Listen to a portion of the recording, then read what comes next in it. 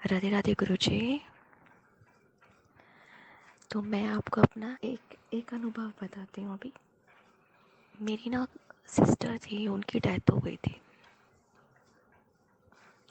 तो वहाँ पे डेथ में बहुत सारे घर परिवार वाले आए थे। तो घर परिवार वालों में एक मेरी सिस्टर भी थी, मेरी कज़न सिस्टर। गुरुजी वो इतनी नॉन वेजिटेरियन थी, मतलब सब खाती पीती थी वो। बहुत ऐश में रहने जैसा होता है ना, वैसी रहती थी वो। और हमारा देखा हुआ है हमने उनको, वो कभी आज तक भक्ति नहीं करी, कभी नहीं। कभी कभी भी कोई फास्ट उन्होंने शायद ही कोई दुर्गा माता का रखा होगा, कभी नहीं रखती थी वो। दीदी की डेथ में आई थी, ठीक है। तो अब उस समय पे क्या था, मेरी नई नई भक्ति शुरू हुई थी। और नई नई भक्ति में क्या होता है, बड़ा ना उल्लास रहता है। उल्लास कैसा, मैं मीराबाई जी के भजन उस टाइम पे गाती थी। आवाज़ मेरी बहुत बुरी थी, मैं ये नहीं कह रही।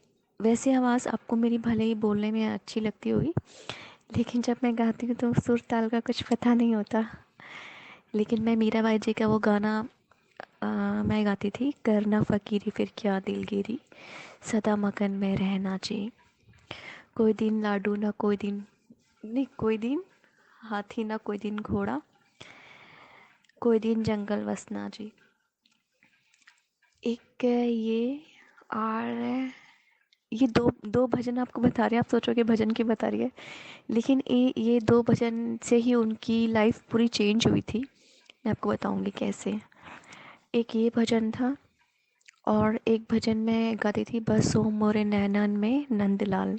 ये दो भजन जब मैं गा रही थी, तो अब आप सोचिए डेथ हो गई थी दीदी की। मुझे तो ऐसा लगा कि जो आता है वो जाएगा भी। और आपको एक चीज़ और बताऊं, मेरी जिस टाइम सिस्टर की डेथ हुई थी, उससे एक दिन पहले, 2 दिन पहले मेरे पास फ़ोन आया मेरी मम्मा का। उन्होंने कहा मुझे कि बेटा, बड़ी वाली दीदी तेरी हॉस्पिटल में एडमिट है, और बहुत ज़्यादा उनको कष्ट हो रहा है। उनकी बॉडी में कुछ अलग तरीके की प्रॉब्लम हो गया था। तो वो ठीक भी नहीं, वो डॉक्टर डॉक्टर कह रहे थे कि ठीक हो जाएगी, लेकिन मेरी मम्मा को लगता था कि शायद ठीक होने के चांसेस कम हैं। फिर उनका फ़ोन आया मेरी मम्मा का कि तुझे बस याद करती है, हमेशा कहती है माधवी माधवी। पूरा दिन मेरा नाम लिया करती थी मेरी सिस्टर हॉस्पिटल में, माधवी माधवी। 2 दिन हो गए, बहुत ज़्यादा ले रही थी। फिर मुझे यहाँ से ना तुरंत गुरुजी जाना पड़ा। जब मेरे को पता चला वो मेरा नाम ले रही है, तो मैंने उस टाइम पे भगवत गीता कंप्लीट करी थी। तो मुझे ऐसा लगा कि न जाने मुझे क्यों बुला रही है, शायद भगवान की कोई इच्छा हो। कृष्ण की भक्ति में आने के बाद जो भी मेरे साथ होता है, मैं सोचती हूँ कृष्ण की इच्छा से ही हो रहा है। मैं यहाँ से चली वहाँ पर चल पड़ी। मैं यहाँ से मैं पहुँची हूँ गुरुजी। और पहुँचने के बाद मैंने उनको, उनके सर पे हाथ वाथ फेरा। और ऐसा लग रहा था जैसे बहुत कष्ट में है मेरी बड़ी दीदी, बहुत कष्ट में लग रही थी। उन्होंने मेरा कस के हाथ पकड़ा, उनसे बोला भी नहीं जा रहा था कुछ। और फिर मेरे को ऐसा लगा कि इनको बहुत कष्ट हो रहा है, और शायद उनको उनके प्राण भी नहीं निकल रहे थे, ऐसा मुझे फील हुआ।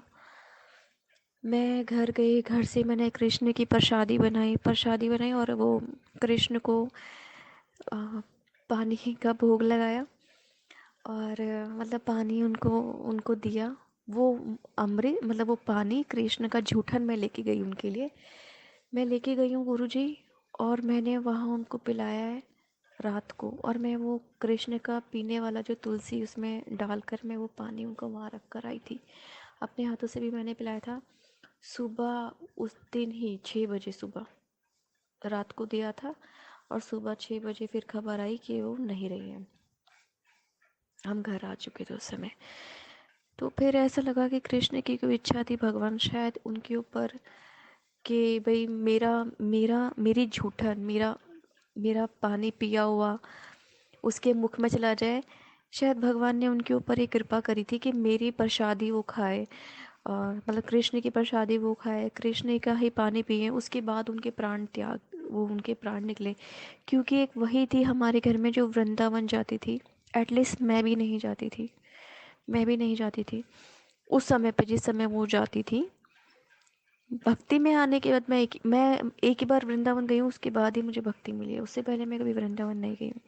उससे पहले हमारे घर में यही थी दीदी जो जाती थी, और उनकी उम्र भी बहुत कम थी, 40 साल की उम्र थी उनकी कुल।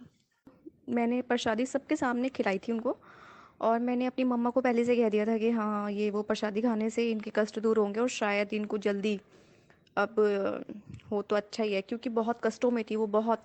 ये मेरी खुद की दीदी थी, मेरी रियल सिस्टर थी ये। और मेरे घर में सभी को पता है कि वो ऐसा हुआ था, और ऐसा करने से ही ऐसा हुआ था पूरे खानदान को। तो आप ये समझ लो कि वृंदावन जाने का ही कहीं ना कहीं कृष्ण ने उनको परिणाम दिया था, कि उनके प्राण जब निकले तो उनको कष्ट ना पहुँचे, नहीं तो वो बहुत कष्टों में थी और शायद ना जाने कितने दिन और उनको कष्ट वो भोगना पड़ता।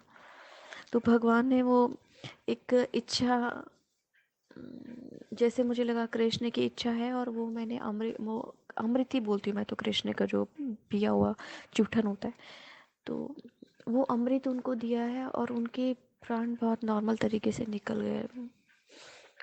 और तो मेरे को था ऐसा कि भगवान की इच्छा से हुआ, तो मैं बहुत ज़्यादा दुखी परेशान नहीं थी। अब वो कृष्ण की इच्छा कि मैं इतना दुखी परेशान क्यों नहीं थी, मुझे ऐसा था कि वो भगवान का अमृत पी कर गई हैं इस संसार से।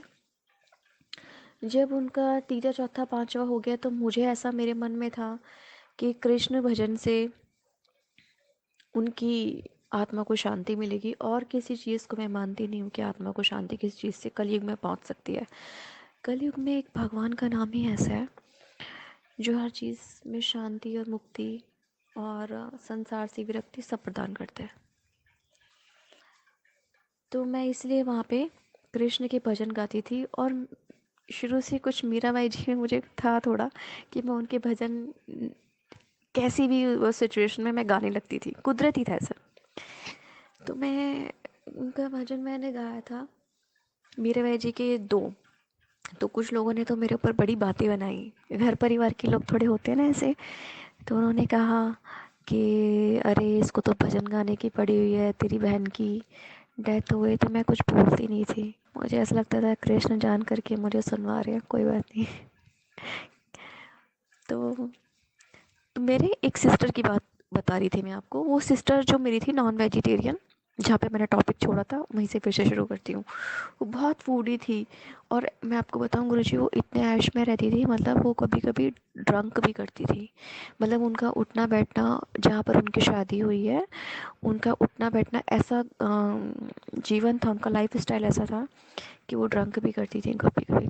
तो जब उन्होंने मुझे देखा तो उन्होंने मेरा बड़ा मजाक उड़ाया उन्होंने मुझे, मेरे को देखकर। और उन्होंने ऐसा कहा कि अरे तू तो बड़ी चेंज हो गई है, तेरे को क्या हो गया है, और तू यहाँ दीदी का ऐसा हो गया, और तू भजन गा रही है, इस भजन गाने से कुछ होता है क्या? तो मैंने कहा होता है ना। कहने क्या होता है? मैंने कहा सारे दुख दर्द दूर दूर हो जाते हैं, और क्या होता है, और क्या चाहिए? तो मैंने कहा प्रभु मिल जाते हैं, और क्या चाहिए, उनका नाम। तो फिर भी ज़्यादा मैंने बोला नहीं उनको। कहने लगी अच्छा।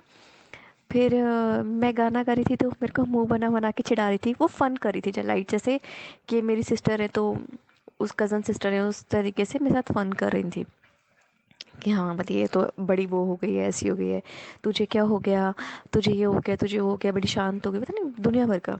तो मैंने ना उसको, मैंने कुछ बोला नहीं। फिर कहने लगी कि मेरे को लाइफ में ये चाहिए, वो चाहिए, मुझे ऐसा चाहिए, मुझे वैसा चाहिए, क्या ऐसा मिलेगा?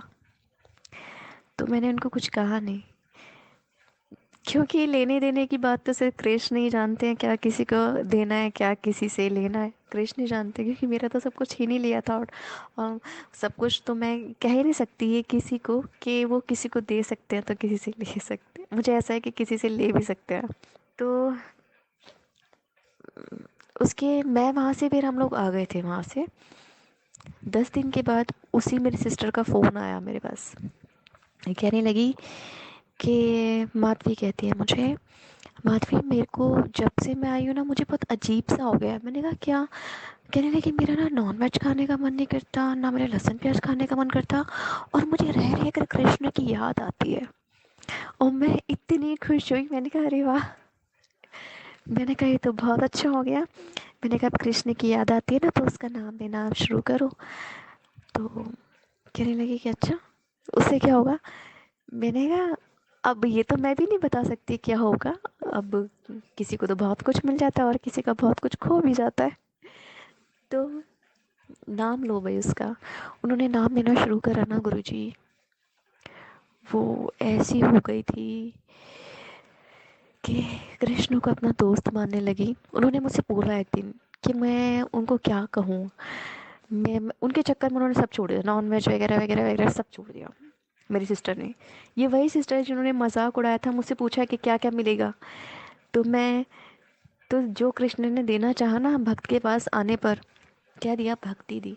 अब मैं यहाँ पे ये नहीं कहती गुरुजी मैं महान भक्त हूँ, नहीं। ये कृष्ण इतना जानती हूँ कि कृष्ण से प्रेम करती हूँ, और ये बहुत खुलकर कहती हूँ मैं कि करती हूँ प्रेम, और बहुत विश्वास के साथ, और बहुत मैं मतलब हर चीज़ से ये स्वीकारती हूँ कि मैं प्रेम करती हूँ।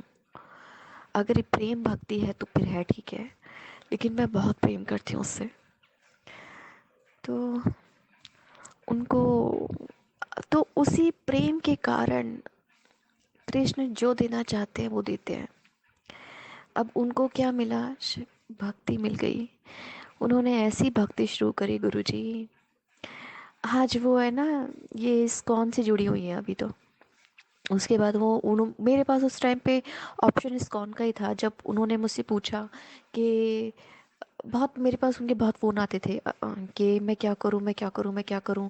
तो मैं उनको कहती थी नाम लो, नाम नाम जप कर कर के ना, फिर उनको कहती थी कभी मुझे स्माइल आ रही है, कभी मुझे ऐसा हो रहा है, कभी कभी मैं खो जाती हूँ, कभी ऐसा कभी वैसा, बहुत बोलती थी कि अब मेरा कुछ मन नहीं होता। अब तो मेरे को अपने हस्बैंड भी उतना नहीं अच्छा लगते। तो मैंने कहा ये सब होता है भक्ति में। तो मैं उनको, फिर मेरा क्या था ना, मैं बहुत ज़्यादा बात नहीं कर पाती थी। फिर मैं, उन्होंने मुझसे कहा कि कुछ जानने के लिए कृष्ण का बहुत ज़्यादा, तू तो फ़ोन नहीं उठाती है कभी कभी, तो क्या करूं? मैंने कहा आप इस्कॉन से जुड़ जाओ। तो वो फेसबुक पे इस्कॉन से जुड़ गई थी। फिर वहाँ पे वो उनके व्रत फास्ट नियम वगैरह जो भी थे सब पूछती रहती थी, और जब उसके बाद भी वो मुझे फ़ोन करती थी, पूछती थी कि एकादशी का व्रत कैसे करूं, ये करूं वो करूं। तो मेरे कहने का मतलब है, उनकी ज़िंदगी में मात्र 10 दिन में, जब दीदी के यहाँ से सब हो गया था, तब जब अपने अपने घर वापस आए थे, उसके मात्र 10 दिन के बाद ही मेरे पास उनका फ़ोन आया था कि मेरा कुछ मन नहीं कर रहा। तो मैंने ना तो कृष्ण से ये कहा कि आप इनको भक्ति दो, ना मैंने कृष्ण को ये कहा कि आप कुछ दो। कृष्ण की जो इच्छा थी उनको देने की दे दी, मैंने नहीं कहा उनको। राधे राधे गुरु जी।